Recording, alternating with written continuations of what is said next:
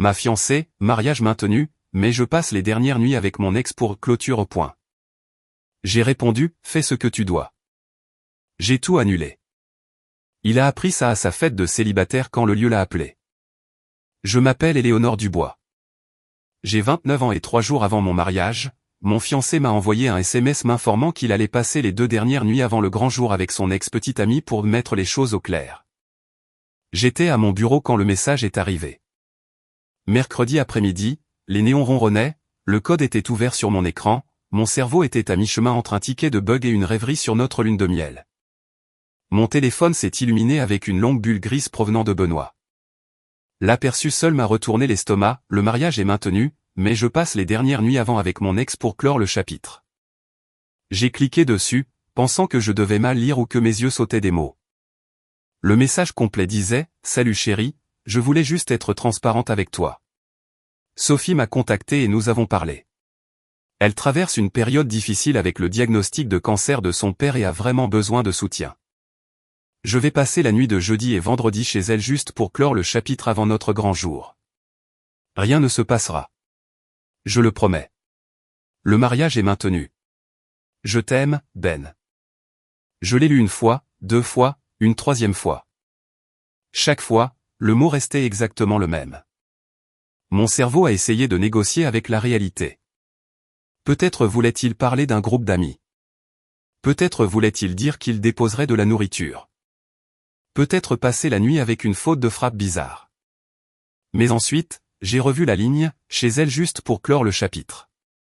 Elle, son ex-petite amie depuis 4 ans, celle dont il avait juré être complètement passé à autre chose quand nous avons commencé à sortir ensemble il y a 2 ans. Mon cœur ne s'est pas emballé. Il ne s'est pas brisé de manière spectaculaire. Il est devenu silencieux, comme si quelqu'un avait ouvert une fenêtre dans ma poitrine et laissé s'échapper tout l'air. J'ai fixé le message pendant une bonne minute, mon curseur clignotant sur mon moniteur, mes collègues riant de quelque chose en arrière-plan. Quelque part dans le bureau, un micro-ondes a bipé. La vie continuait. La mienne venait de se décaler légèrement de son axe. J'ai tapé en retour, fais ce que tu as à faire. Mes pouces ont plané au-dessus de l'écran. Chaque instinct me criait de dire plus, de lui demander s'il avait perdu la tête, de lui dire qu'aucune personne saine d'esprit ne passe 2 nuits chez son ex pour clore le chapitre juste avant un mariage. Au lieu de cela, j'ai appuyé sur envoyer. En quelques secondes, les points de frappe sont apparus. OMG, tu es la meilleure, a-t-il répondu. Je savais que tu comprendrais. C'est pour ça que je t'épouse. Tu es si mature et sûre de toi. J'ai hâte de t'appeler ma femme samedi. Voilà. Il croyait sincèrement que cela ne me dérangerait pas. Quelque chose en moi s'est mis en place. J'ai posé mon téléphone face contre terre sur le bureau et j'ai fixé mon moniteur. Les mots du ticket devant moi sont devenus flous. Je n'ai pas pleuré. Je ne me suis pas énervé et je ne suis pas parti en claquant la porte. J'ai simplement pris une décision. À 14 heures, j'avais dit à mon responsable que je ne me sentais pas bien et que je devais partir plus tôt. Il m'a lancé un regard compatissant, supposant probablement que j'avais une migraine. D'une certaine manière, c'était le cas, juste le genre qui commence dans l'âme. Une fois dehors, mon téléphone à la main, j'ai ouvert mes emails et la liste de contacts que j'avais si soigneusement constituée pour la planification du mariage. Mon premier appel fut au lieu de réception. Bonjour, ici Éléonore Dubois. J'ai un mariage réservé pour ce samedi, ai-je dit lorsque la coordinatrice a décroché. Je dois l'annuler. Elle a semblé stupéfaite. Oh mon Dieu.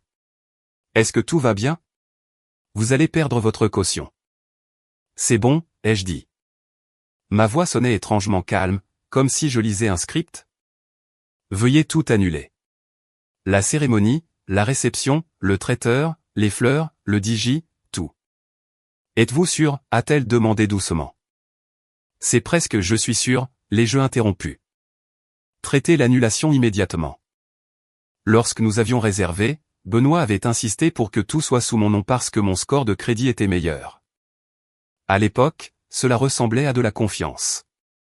Maintenant, cela ressemblait à un pistolet chargé que je réalisais soudain avoir en main. Mon deuxième appel était au complexe hôtelier de notre lune de miel à Hawaï, également annulé, également non remboursable. Je m'en fichais. Mon troisième appel était à mon meilleur ami, Julien. Il a décroché à la première sonnerie. Salut, future Madame le maire. Quoi de neuf? Je lui ai transféré le SMS de Benoît. Il y eut un long silence au bout du fil. Finalement, Julien a expiré bruyamment. Tu te moques de moi. Il ne se moque pas, ai-je dit. J'ai déjà annulé le lieu et la lune de miel. Éléonore, sa voix était prudente. Qu'est-ce que tu as besoin que je fasse? Dis juste à tout le monde que le mariage est annulé, ai-je répondu. Je m'occupe du reste. À 18h, tout était terminé. Chaque fournisseur principal avait soit annulé, soit était en cours d'annulation. J'ai conduit directement à l'appartement que Benoît et moi partagions, j'ai passé la porte d'entrée comme si c'était n'importe quel autre soir, et j'ai commencé à faire mes valises. Il était encore au travail, heureusement. Je me suis déplacé rapidement, mécaniquement, ne prenant que ce qui était à moi. Vêtements, ordinateur portable, livres, le collier de ma grand-mère dans le tiroir du haut, la tasse que j'aimais avec l'anse ébréchée dont il se moquait toujours. Sur le comptoir de la cuisine, j'ai déposé la bague de fiançailles qu'il m'avait donnée. Elle semblait petite sur le marbre froid, le diamant captant les dernières lueurs du coucher de soleil à travers la fenêtre. J'ai collé une note jaune vif à côté pour clore le chapitre. Puis je suis parti. Je n'ai pas claqué la porte. Je n'ai pas laissé de lettre dramatique. J'ai simplement verrouillé la porte derrière moi et j'ai conduit jusqu'à chez Julien. La beauté de tout cela résidait dans la logistique. L'amie de Benoît, Géraldine, travaillait comme assistante événementielle sur notre lieu de réception. Elle n'était pas de service ce jour-là, mais je savais qu'au moment où l'annulation serait enregistrée dans le système, quelqu'un l'en parlerait. Et Géraldine aimait parler. Julien et moi avons commandé à emporter et nous nous sommes installés sur son canapé, mon téléphone éteint, le sien bien allumé. Ok, a-t-il dit en faisant défiler Instagram. La fête de célibat de Benoît est officiellement lancée. Où, ai-je demandé, plus par curiosité morbide que par autre chose.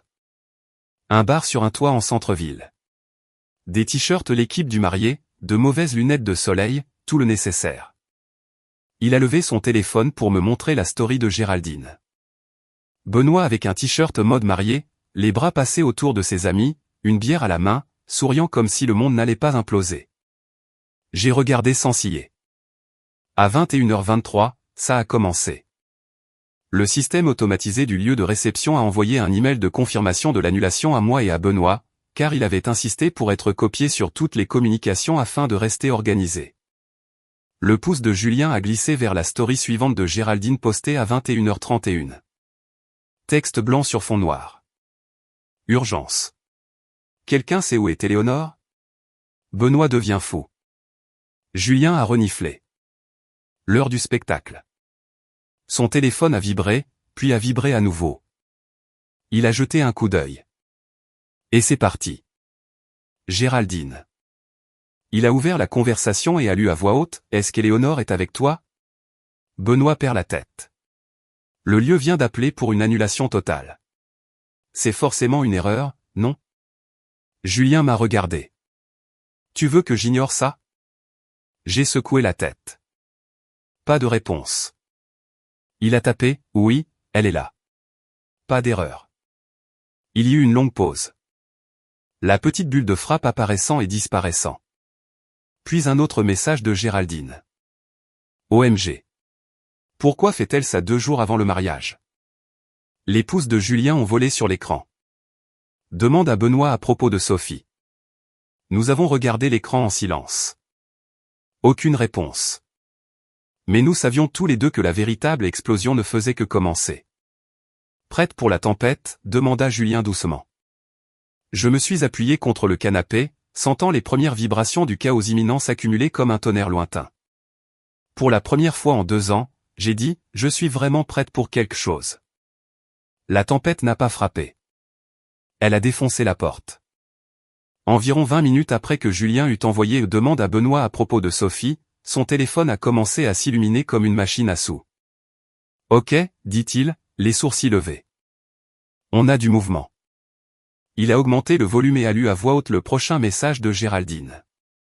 Tu en fais trop et tu ruines sa vie pour rien. Il est dévasté. Sophie traverse juste une période difficile. Éléonore agit de manière folle. Dis-lui de l'appeler et de régler ça.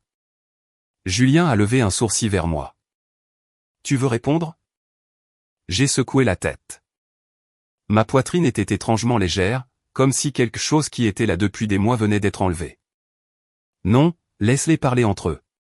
Ils sont doués pour ça. Il a tapé quand même. Belle histoire. Elle a fini de parler. Tu devrais vraiment lui demander pourquoi sa clôture nécessitait 2 soirées pyjama chez son ex. Silence radio. Puis la vague suivante a commencé. La mère de Benoît, Hélène, avait réussi à obtenir le numéro de Julien. Mon écran était éteint, mais il m'a montré le sien. 17 appels manqués d'affilée. La notification de message vocal retentissait encore et encore. Votre future, je veux dire, ancienne belle-mère est persistante, a-t-il marmonné. Il a mis un appel en haut-parleur. La voix d'Hélène a rempli le salon, aiguë et stridente. C'est ridicule. Le mariage est dans 3 jours. Vous dites à cette fille de répondre à son téléphone immédiatement. Nous avons de la famille qui arrive de tout le pays. Elle fait l'enfant. Benoît n'a rien fait de mal. Nous allons la poursuivre pour les cautions. Julien m'a regardé. J'ai pris une gorgée de ma boisson. Tout est à mon nom, lui ai-je rappelé calmement. Qu'ils essaient. Il a souri sinistrement et est passé au message vocal suivant. Cette fois, c'était le père de Benoît, Roger, l'air fatigué et frustré. Éléonore réagit de manière excessive, a dit Roger. Elle doit se calmer et penser rationnellement. On ne peut pas jeter un mariage par la fenêtre à cause d'un malentendu. Faites-lui entendre raison. Malentendu. Ce mot a provoqué un éclair de chaleur en moi. Julien a supprimé les messages vocaux sans commentaire. À minuit, Benoît lui-même avait commencé à envoyer des SMS à Julien. Mec, j'ai besoin que tu lui parles. C'est un malentendu. Le père de Sophie est vraiment malade. Elle avait besoin de moi. Rien ne se serait passé. Les pouces de Julien ont volé. Mon gars, tu as littéralement envoyé un SMS à ta fiancée que tu allais passer 2 nuits chez ton ex. Qu'est-ce que tu pensais qu'il se passerait? Il y eut une pause. Ce n'est pas comme ça. Julien a reniflé. C'est exactement comme ça. Éléonore a dit qu'elle était d'accord avec ça. Benoît a insisté. Elle m'a dit de faire ce que j'avais à faire. Julien m'a montré l'écran. Tu veux donner ton avis? Non, ai-je dit. J'ai déjà fait ce que j'avais à faire. J'ai mal dormi cette nuit-là, me retournant sur le canapé-lit de Julien, m'attendant à moitié à ce que quelqu'un frappe à la porte, à moitié à me réveiller et à réaliser que j'avais rêvé de tout ça. Le jeudi matin a prouvé que non. Je me suis réveillé avec la lumière du soleil qui s'infiltrait à travers les stores et Julien debout au-dessus de moi avec son téléphone. Tu vas vouloir voir ça, dit-il. Il m'a tendu son écran. C'était Facebook. Benoît avait fait une publication publique à 3 heures du matin. Sa photo de profil, celle de nous à la plage, son bras autour de mes épaules, me fixait. La publication disait, à tous ceux qui prévoyaient de célébrer notre mariage ce samedi, c'est avec le cœur lourd que je dois vous annoncer que l'événement est reporté en raison d'une crise de santé mentale d'Éléonore.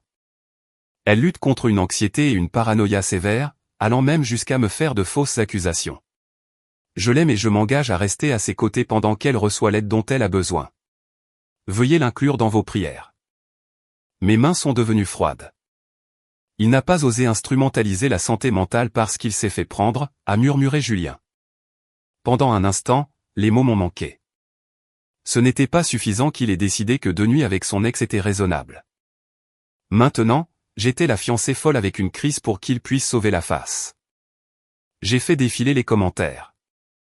Des gens réagissant avec des émojis choqués, demandant si j'allais bien, promettant de prier. Certains de ses proches disant des choses comme « Tu es un homme formidable de rester à ses côtés ». Quelque chose en moi s'est endurci. À 2, on peut jouer à ce jeu, dis-je doucement. Julien m'a regardé. Tu es sûr? Très. J'ai ouvert mon propre Facebook, j'ai pris une respiration, et j'ai écrit « Pas de crise de santé mentale, pas de paranoïa, pas de fausses accusations ». Le mercredi, 3 jours avant notre mariage, Benoît m'a informé qu'il passerait les nuits de jeudi et vendredi chez son ex-petite amie pour clore le chapitre avant de m'épouser.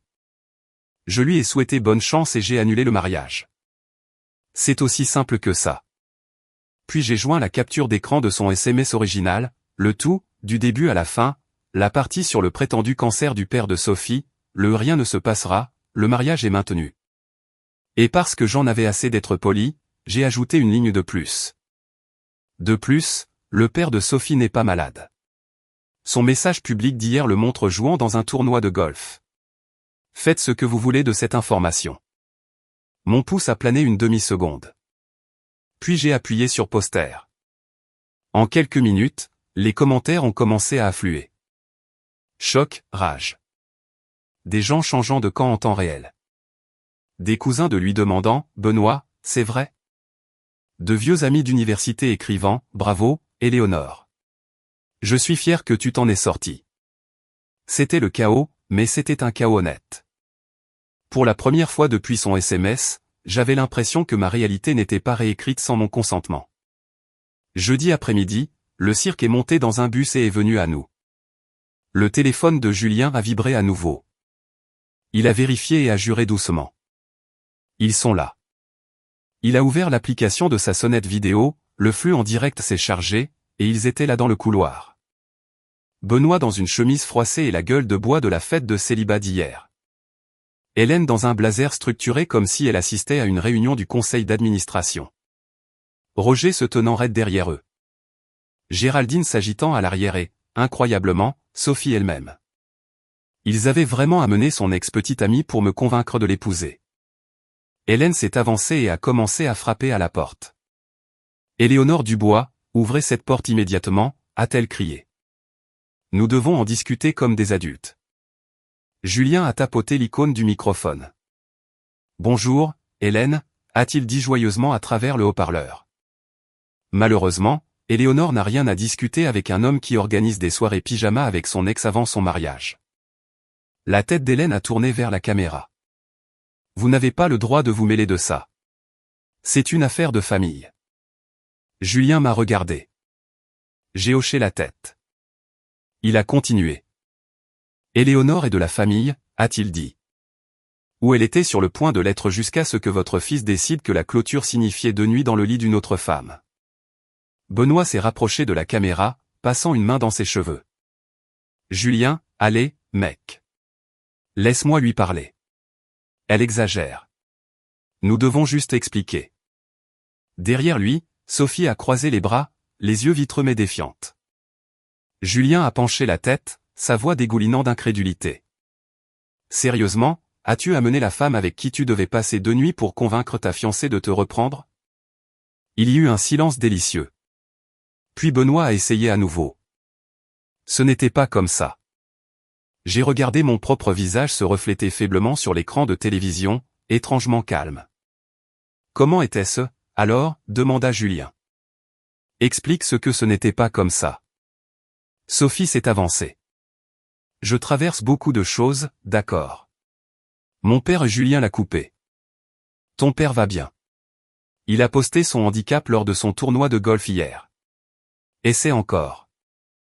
La mâchoire de Sophie s'est serrée. Elle a détourné le regard. Roger a essayé une tactique différente. Voix basse et engageante. Écoutez, nous avons 150 invités qui viennent. Le dîner de répétition est demain. Vous ne pouvez pas faire ça à cause d'un SMS. Elle ne l'a pas fait, a répondu Julien. Benoît l'a fait. Le visage de Benoît s'est tordu. C'est de la folie.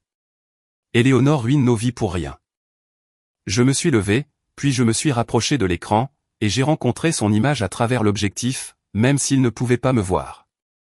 Julien a parlé pour moi. Benoît, elle ne ruine pas ta vie. Elle a juste refusé de la partager avec un homme qui veut une tournée d'adieu avec son ex-petite amie avant le mariage. La voix d'Hélène s'est élevée, stridente et tremblante. Nous allons nous assurer que tout le monde sache quel genre de personne elle est vraiment. Trop tard, a dit Julien. Elle a déjà posté les reçus. Ils sont restés encore 10 minutes, alternant entre menaces et supplications. Finalement, la sécurité du bâtiment est apparue au bout du couloir, les bras croisés, clairement briefés. Hélène a soufflé, redressé son blazer et s'est dirigée vers eux. Un par un, ils ont disparu du cadre. Sauf Sophie. Elle a traîné une demi-seconde, regardant droit dans la caméra, l'expression figée, quelque chose comme de la culpabilité clignotant dans ses yeux. Puis elle s'est retournée et a suivi Benoît. Julien a arrêté le flux et s'est tourné vers moi. « Ça va ?» J'ai réalisé que je tremblais, mais pas de peur, d'adrénaline, du poids d'une vie dans laquelle j'étais sur le point de m'engager, glissant de mes épaules. « Je crois, ai-je dit lentement, que c'est la première fois depuis longtemps que je me protège réellement. » Cette nuit-là, Benoît est quand même allé chez Sophie. Julien m'a montré la story du profil de Sophie, le bord de son bras autour de ses épaules, 2 verres de vin sur sa table basse, une légende qui disait « Parfois, l'univers vous montre où vous êtes vraiment censé être. » J'ai fixé l'écran, puis j'ai rendu le téléphone. « C'est bon, ai-je dit. Que l'univers le prenne. » Le vendredi devait être mon dîner de répétition. Au lieu de cela, je me suis réveillé avec l'odeur de la mauvaise tentative de café de Julien et la sonnerie de son téléphone. Il a regardé l'écran et a grincé des dents. « Le country club, dit-il. Ça devrait être bien. » Il a répondu en mode haut-parleur. « Monsieur Dubois » a demandé une voix polie. « C'est son ami, Julien » a répondu Julien. « Éléonore est là. »« Oh, merveilleux. Nous appelons car il semble y avoir une situation. » J'ai pris le téléphone des mains. « Bonjour, ici Éléonore. » La femme a expiré de soulagement. « Madame Dubois, votre fiancé et sa mère sont ici et insistent pour que le dîner de répétition ait toujours lieu ce soir. Ils disent que vous les avez autorisés à procéder. » J'ai fermé les yeux, pressant mes doigts contre l'arête de mon nez. L'événement a été annulé hier sous mon nom. J'ai envoyé un email et j'ai appelé pour confirmer. « C'est vrai » a dit la femme. « Nous en avons la preuve. » Mais ils sont très catégoriques. Il y avait des cris étouffés en arrière-plan, incontestablement Hélène. « Ils demandent maintenant que nous débitons votre carte » a ajouté la coordinatrice avec prudence. Nous leur avons expliqué que nous ne pouvons pas le faire compte tenu de l'annulation. J'ai éclaté de rire, un rire calme, haletant et incrédule. « Non » ai-je dit fermement. « Ne débitez pas ma carte. Ils peuvent réserver un nouvel événement à leur nom, mais la réservation initiale est annulée, et je ne financerai rien. » « Merci, mademoiselle Dubois » dit la femme presque avec gratitude. « Nous les informerons. » Il y eut un cri plus fort d'Hélène alors. « Madame Dubois » a chuchoté la coordinatrice. « Elle exige de vous parler. »« Non merci » ai-je répondu. « Bonne journée. » J'ai raccroché. Julien a secoué lentement la tête. « Ils sont en train de s'effondrer. »« Non » ai-je dit. « Ils sont en train de se révéler. » Il m'a regardé, puis a hoché la tête. Juste point. À midi, un autre numéro appelait le téléphone de Julien. « Roger à nouveau » a-t-il murmuré. Homme persistant. Cette fois, j'ai répondu. « Éléonore » dit-il, la voix tendue. « Je suis au country club. Il menace d'appeler la police pour Hélène et Benoît. Est-ce vraiment ce que tu veux ?» J'ai regardé par la fenêtre la rue calme, la lumière du soleil attrapant les feuilles des arbres. Je me sentais étrangement sereine. « Je ne veux rien » ai-je dit. « Je vis juste ma vie. »« Tu détruis la sienne » a-t-il rétorqué. « Tu mets fin à tout à cause de 2 nuits » dis-je doucement. « Elle t'a parlé de la partie des 2 nuits, n'est-ce pas ?» Silence. « Elle a posté depuis l'appartement de Sophie hier soir » ai-je ajouté, après que le mariage a été annulé. Plus de silence, puis une expiration sourde et vaincue. « J'ai vu » a-t-il admis. « Tu penses toujours que je réagis de manière excessive. » Il a raccroché.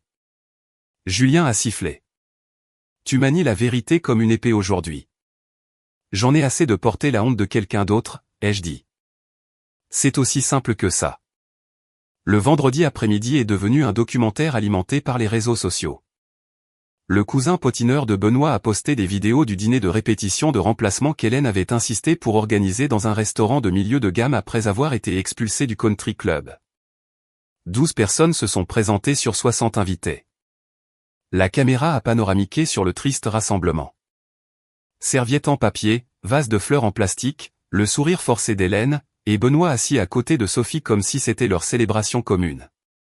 Quand la sœur de Benoît, Diane, est arrivée et a vu Sophie, elle a fait demi-tour et est partie sans même retirer son manteau. Julien m'a montré les commentaires. N'est-ce pas son ex? Attends, je pensais que le mariage était annulé. Ça semble compliqué.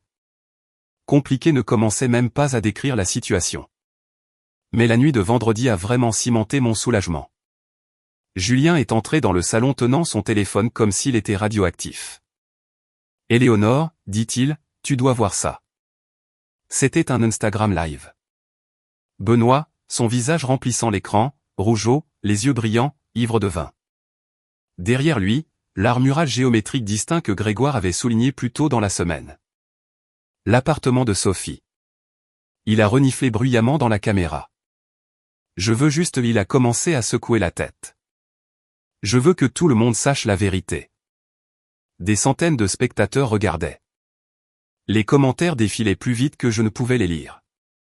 Je n'ai jamais trompé, a bredouillé Benoît. Je voulais juste clore le chapitre. Sophie et moi avons une histoire. Regardez, l'amour est compliqué. Éléonore fait tout exploser pour rien. Les gens ont commencé à commenter. Tu es littéralement chez Sophie. Maintenant. C'est fou. Mec, arrête de parler. Il a bougé la caméra en panique, essayant de cacher le canapé de Sophie, mais il était trop tard. Quelqu'un en a fait une capture d'écran instantanément. Puis un autre commentaire est apparu. N'as-tu pas dit qu'elle avait une crise de santé mentale ce matin? Benoît a cligné des yeux rapidement, confus. Elle l'est. Elle est folle. Qui annule un mariage à cause d'un SMS? Celui dont la fiancée a dit qu'il dormait chez son ex 2 nuits avant le mariage, ai-je pensé. Le visage de Benoît s'est effondré. Vous ne comprenez pas, a-t-il marmonné. Sophie et moi nous avons une connexion. Une autre voix légèrement hors caméra a murmuré, arrête, chérie. Tu empirages les choses. Sophie est apparue pendant une demi-seconde, tendant la main pour couvrir la caméra avec sa main. Le live s'est terminé brusquement. Julien a verrouillé son téléphone et m'a regardé. Eh bien, dit-il. C'est fait. Je me suis appuyé contre le dossier du canapé, j'ai fermé les yeux et j'ai expiré. C'est la rupture la plus facile de ma vie, ai-je murmuré. Le samedi matin, j'ai préparé une petite valise et j'ai conduit pendant 3 heures dans les montagnes. Air pur, pas de Wi-Fi, aucun drame de fête de célibat ne filtrant dans mes poumons. Quand je suis arrivé à la station, la réceptionniste m'a souri chaleureusement. « Célébrez-vous quelque chose ?» a-t-elle demandé. J'ai réfléchi à la question. La liberté, dis-je. Je célèbre la liberté. Et pour la première fois depuis des jours, le poids dans ma poitrine a commencé à se relâcher. Samedi, le jour où j'étais censé marcher dans l'allée et promettre l'éternité à un homme qui ne pouvait même pas me promettre les dernières 48 heures avant notre mariage. Au lieu de cela, je me suis réveillé dans une station de montagne tranquille, enveloppé dans une couverture douce, le soleil réchauffant mon visage. J'ai respiré le calme, le pain, l'air froid, les oiseaux lointains. Ça ne sentait rien comme un cœur brisé. Ça sentait la libération. Julien m'a envoyé un SMS vers 10 heures. Prépare-toi. Le lieu est un cirque. Je l'ai appelé immédiatement. Qu'est-ce qui s'est passé maintenant? Il a ri. Le genre de rire qui vient de l'incrédulité, pas de la joie. Éléonore, 30 invités se sont présentés à ton mariage. J'ai cligné des yeux. Quoi? Ils errent en tenue de soirée, demandant où se trouve la suite nuptiale. Julien a reniflé. Le lieu accueille une retraite d'entreprise aujourd'hui, donc les proches de ton ex se promènent dans un labyrinthe de tech bros faisant des exercices de cohésion d'équipe. J'ai pincé l'arête de mon nez. Tu plaisantes. J'aimerais bien, dit-il. Hélène exige que le lieu honore la réservation parce qu'Éléonore retrouvera la raison. Le lieu a rappelé la police, bien sûr. Et Benoît, ai-je demandé. Oh, il est là, dit Julien. Juste à côté de Sophie, comme si c'était eux qui se mariaient. Il y eut une pause. Et le père de Sophie est venu. Mon cœur s'est arrêté. Celui dont il a dit qu'il avait le cancer. Oh oui, dit Julien. Il est venu parce que Benoît lui a dit qu'il se mariait aujourd'hui. Quand il a appris qu'il avait été utilisé comme excuse pour ses nuits de clôture, il est devenu fou. Je me suis redressé. Qu'est-il arrivé? Julien s'éclaircit la gorge, se préparant pour la performance. Il s'est tenu au milieu du hall du lieu de réception et a crié « Tu as dit aux gens que j'avais le cancer pour coucher avec une femme fiancée ?» J'ai plaqué une main sur ma bouche pour ne pas rire. Puis Julien a continué, il s'est tourné vers Sophie et a dit « Et tu as laissé faire ? Je ne t'ai pas élevé pour ça. » Il les a traités tous les deux de racailles. J'ai perdu les pédales. J'ai complètement perdu les pédales. J'ai ri si fort que des larmes ont coulé sur mes joues. Julien n'avait pas fini. Apparemment, Hélène avait essayé de les défendre, et le père de Sophie avait dit « Madame, votre fils est un menteur, et votre future belle-fille est plus intelligente que vous tous. » J'ai suffoqué. Arrête. Je ne peux plus respirer. Julien a gloussé. Je t'enverrai la vidéo plus tard. Samedi après-midi, le drame a trouvé une nouvelle scène. Mon téléphone a vibré avec un message de mon ancien propriétaire. Bonjour, Éléonore. J'ai reçu un avis de Benoît tentant de révoquer votre arrangement de paiement de loyer à moitié. Je vous contacte pour confirmer. J'ai souri lentement. J'avais envoyé mon propre avis la veille. J'ai tapé en retour, c'est exact. J'ai déménagé. Je ne paierai pas le loyer du mois prochain. Moins de 5 minutes plus tard, Benoît m'a envoyé un SMS. C'était une photo. Une photo de lui en smoking, debout dans mon ancienne chambre avec ma robe de mariée précédente étalée sur le lit derrière lui. La légende, ça aurait pu être notre journée. Je suis à notre endroit si tu veux parler. Mon estomac s'est tordu, non pas de désir, mais de soulagement, de recul, d'une clarté si vive qu'elle ressemblait à du verre. J'ai tapé en retour, consultez votre email. Je lui avais envoyé un message propre et formel hier. Cher Benoît, veuillez être informé que j'ai quitté les lieux avec effet immédiat. Je ne contribuerai plus au loyer. Cordialement, Éléonore. Sa réponse est venue vite. Tu ne peux pas faire ça. Je l'ai fait. Où suis-je censé vivre? J'ai fixé le message, puis j'ai tapé en retour. Le canapé de Sophie semble confortable. Il a envoyé 43 messages vocaux d'affilée. Je n'en ai écouté aucun. Les semaines qui ont suivi ressemblaient à des confettis émotionnels, tombant au ralenti, dérivant partout. Les répercussions ont été spectaculaires. Benoît et Sophie ont emménagé ensemble. Pas dans un appartement de rêve, pas dans un nouveau départ, mais dans le sous-sol de la mère de Sophie parce que Benoît ne pouvait pas subvenir seul au loyer. Le studio n'avait pas de fenêtre et une tache d'eau qui ressemblait à un fantôme hurlant. Julien m'a envoyé des photos du TikTok d'une cousine. Benoît assis sur un futon, Sophie pointant avec colère un mijoté comme s'il l'avait trahi. Ce serait triste si ce n'était pas poétique, mais le véritable tremblement de terre est venu d'Hélène et Roger. Je n'ai pas pris contact, mais Diane, oui. La sœur de Benoît, la seule civilisée de cette famille. Elle a envoyé un message à Julien. Maman et papa se séparent. C'est grave. Papa a découvert que maman a encouragé Benoît à passer ses nuits avec Sophie parce qu'elle pensait que Sophie venait d'une famille riche. Maman n'a jamais aimé Éléonore et a dit qu'Éléonore n'était pas assez ambitieuse. Papa a perdu les pédales. Roger m'a finalement envoyé un email. Éléonore, j'ai échoué en tant que père. J'aurais dû mieux guider Benoît. Tu as fait preuve de plus d'intégrité en 2 jours qu'il n'en a fait en des années. Tu as évité une balle perdue. Je suis désolé. Roger. Je n'ai pas répondu. Je n'en avais pas besoin. Puis le père de Sophie a pris contact. Il a appelé le bureau de mon entreprise après avoir trouvé mon lieu de travail sur LinkedIn. Lorsqu'il a été transféré à moi, il a fortement halté. Mademoiselle Dubois, dit-il, je m'excuse pour la part que ma fille a jouée dans tout ça. Je ne sais pas ce qui lui est arrivé, mais je veux que vous sachiez que vous avez fait ce qu'il fallait. Sa voix s'est brisée. Elle doit faire face aux conséquences, et elle le fera. Je l'ai remercié. Il ne me devait rien, mais il m'a donné une clôture que Benoît n'aurait jamais pu me donner. Pendant ce temps, ma vie est devenue plus lumineuse. Le travail est revenu au premier plan. J'ai obtenu une promotion. Mon patron m'a dit, quoi que vous fassiez, continuez à le faire.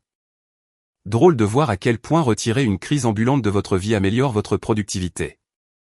J'ai recommencé à faire de l'escalade, à sourire à nouveau, à me sentir à nouveau moi-même. C'est là que j'ai rencontré Elliot. Des yeux chaleureux, une présence stable, un bon auditeur qui ne posait pas de questions indiscrètes. Après quelques ascensions ensemble, nous avons pris un café, puis un dîner. Puis il m'a demandé doucement, veux-tu que ça se fasse lentement? Et pour la première fois depuis des années, je le voulais. Je voulais lent. Je voulais sûr. Je voulais quelque chose de solide. Il n'a pas bronché quand je lui ai raconté l'histoire. Il n'a pas ri cruellement. Il n'a pas eu pitié de moi. Il a juste dit, si mon partenaire faisait ça, j'annulerais aussi le mariage. Et c'était tout. Une semaine plus tard, j'ai croisé Géraldine par hasard dans un café du centre-ville. Elle s'est figée en me voyant, puis s'est précipitée. Éléonore, je suis tellement désolé. Je ne t'aurais pas dû le dire, a-t-elle chuchoté. Benoît et Sophie s'envoyaient des SMS depuis des mois. Elle a acheté de la lingerie pour ces 2 nuits. J'ai essayé de t'avertir, mais elle a dit, tu es trop bonne pâte pour faire quoi que ce soit. J'ai cligné des yeux. Une bonne pâte. Un sourire doux, presque amusé, a effleuré mes lèvres. Eh bien, dis-je. Elle s'est trompée dans ses calculs. Géraldine a hoché la tête vigoureusement. Le dernier rebondissement inattendu est venu d'un message privé Instagram. L'ex-mari de Sophie. Et, j'ai entendu ce qui s'est passé. Juste pour que tu le saches, Sophie m'a trompé avec 3 gars différents pendant notre mariage. Elle fera de même avec Benoît d'ici 6 mois. Bonne chance pour rester hors du rayon d'explosion. J'ai répondu avec seulement 3 mots. Pas mon cirque. Et ce n'était pas le cas. Ce n'était plus le cas. J'étais libre. Alors que j'écris ceci, assise près de la fenêtre de mon appartement, mon propre appartement, la lumière du soleil se déversant sur mon bureau, je pense à chaque signal d'alarme que j'ai ignoré.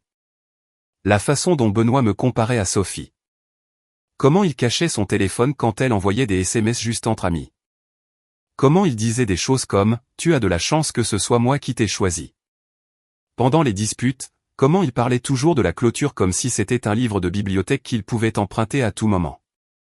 Je pense à tout cela. Et je pense au SMS qui m'a finalement réveillé.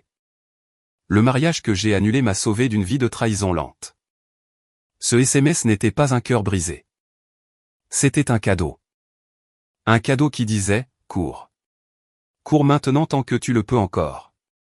Cours avant que les vœux ne t'emprisonnent dans un avenir que tu ne mérites pas. » Alors je l'ai fait. Et je n'ai jamais regardé en arrière.